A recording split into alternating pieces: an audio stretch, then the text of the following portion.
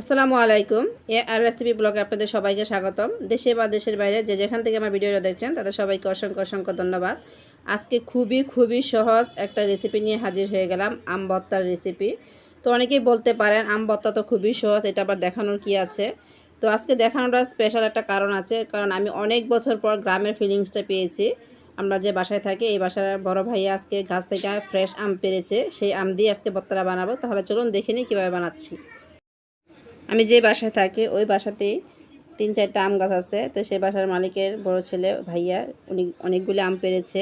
তো সেই আমগুলিকে আমি ভালো করে ধুয়ে তারপরে ছিলে নিয়েছি, এবার এগুলি কেটে নিয়েছি। তো কিছু কিছু আম কিন্তু মাঝখান দিয়ে ভালোই শক্ত হয়ে গেছে, আর এই আমগুলি খেতে দারুণ লাগে। তো এখন আমি আমগুলিকে গ্রেটারের সাহায্যে পলে নিব। তো আপনারা চাইলে কিন্তু বটির সাহায্যে হাত দিয়েও পলে নিতে পারবেন, অথবা শিলপাটাও সেচে নিতে পারেন, যেভাবে ভালো লাগে। তো আমি চিকন দিক দিয়ে পলে নিচ্ছি, চাইলে আপনারা মোটা দিক দিয়েও গ্রেড করতে পারেন। তো আমি এটা পলার পরে জাস্ট অবাক হয়ে গেছি, এতগুলি আম চিকন দিক দিয়ে পলার কারণে একদম অল্প হয়ে গেছিলো। তো ভাবছিলাম যে সবার হবে কিনা, বাসা সবার হবে কিনা। যাই হোক আলহামদুলিল্লাহ পরে সবারই হয়েছে। তো এরকম করে আমি সবগুলি আম গ্রেড করে নিব। আজকে কিছু কথা আপনাদের সাথে শেয়ার করে ফেলছি। যখন আমি ছোটো ছিলাম, বিয়ের আগে আমি কিন্তু অনেক গাছে উঠতাম। আমি যখনই গাছে উঠতাম তখনই দেখতাম বড় ভাইয়া এসে হাজির আর আমাকে দৌড়ানি দিত। তো আজকে সেই ফিলিংসটা মনে পড়ে গেল, আলহামদুলিল্লাহ অনেক ভালো লাগছিল। তো কথা বলতে বলতে কিন্তু আমি গ্রেড করে নিয়েছি। তো কিছু মরিচ ভেজে নিয়েছি। এই মরিচটা একটা টিপস আপনাদের সাথে শেয়ার করছি। এই মরিচটা বেশি তেলে একদম অল্প আছে আপনি ভাজবেন, তাহলে ভিতরে বিচিগুলি খুব সুন্দর করে ভাজা হবে। এভাবে করলে কিন্তু ভর্তাটা খেতে দারুণ লাগে। তো আমি লবণ দিয়ে মরিচটাকে মাখিয়ে নিচ্ছি, আর অল্প দিয়ে দিচ্ছি লেবু। তো লেবুটা দেওয়ার কারণ হচ্ছে লেবুটা দিলে ফ্লেভারটা বেশি দারুণ লাগে, খেতেও অনেক মজা লাগে। তো সব কিছু আবার একসাথে খুব সুন্দর করে মাখিয়ে নিচ্ছি। লেবু আর 4টা লেবু নিয়েছি, এটা জাস্ট সৌন্দর্যের জন্য। এখন দিয়ে দিলাম আম। তো আমটি দিয়ে ভালো করে মাখিয়ে নিচ্ছি। তো আপনারা চাইলে যারা টক পছন্দ করেন তারা এভাবেও খেতে পারবেন, আবার যারা টক ঝাল মিষ্টি পছন্দ করেন তারা চাইলে এখানে চিনি অ্যাড করতে পারেন বা গুড় অ্যাড করতে পারেন, যা যেটা ভালো লাগে। তো আমি এভাবেই করে দিচ্ছি।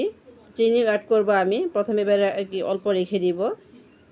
তো লবণটা কিন্তু অবশ্যই চেক করবেন। আমি 2 প্রকারের লবণ দিয়েছি, সবসময় যে আমরা রান্না করি সেই লবণটা দিয়েছি, আর বিট লবণ দিয়েছি, অবশ্যই খেয়াল করেছেন।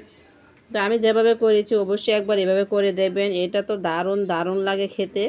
আর মিষ্টিটা কিন্তু অবশ্যই আপনাদের পছন্দ মতো দিবেন, মিষ্টিটা কম বেশি করে দিতে পারবেন, যে যেমন মিষ্টি খেতে পছন্দ করেন, যেভাবে ভালো লাগে সেভাবেই দিবেন। যদি টক পছন্দ করেন মিষ্টিটা কম দিবেন, আর যদি একটু মিষ্টি খেতে পছন্দ করেন তাহলে চিনিটা একটু পরিমাণে বেশি দিবেন। তো এই তো দেখতেই পাচ্ছেন আমি খুব সুন্দর করে ভালো করে মাখিয়ে নিয়েছি, আর লেবুটা এরকম করে সাজিয়ে দিচ্ছি, এটা সৌন্দর্যের জন্য। তো এই লেবুগুলি কিন্তু পরে আমি আবার কুচি করে কেটে একদম মিশিয়ে দিব। তো আপনারা চাইলে প্রথমে এটা এভাবে মিশিয়ে নিতে পারেন। উপরে 2টা শুকনো মরিচ ভাজা দিয়ে পরিবেশন করে নিলাম। মাশাআল্লাহ জাস্ট অসাধারণ সুন্দর দেখা যাচ্ছিল।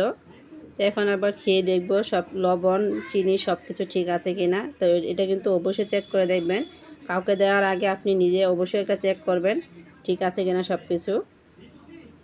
তো আলহামদুলিল্লাহ আমার কাছে তো মিষ্টিটা আমি যেরকম চেয়েছিলাম সেরকম হয়েছে, আলহামদুলিল্লাহ অনেক মজা হয়েছিল। আর সবচেয়ে মজার বিষয় হয়েছে আজকে সবাই মিলে খাবো, সেই জন্য একটু বেশি আনন্দ হচ্ছিল।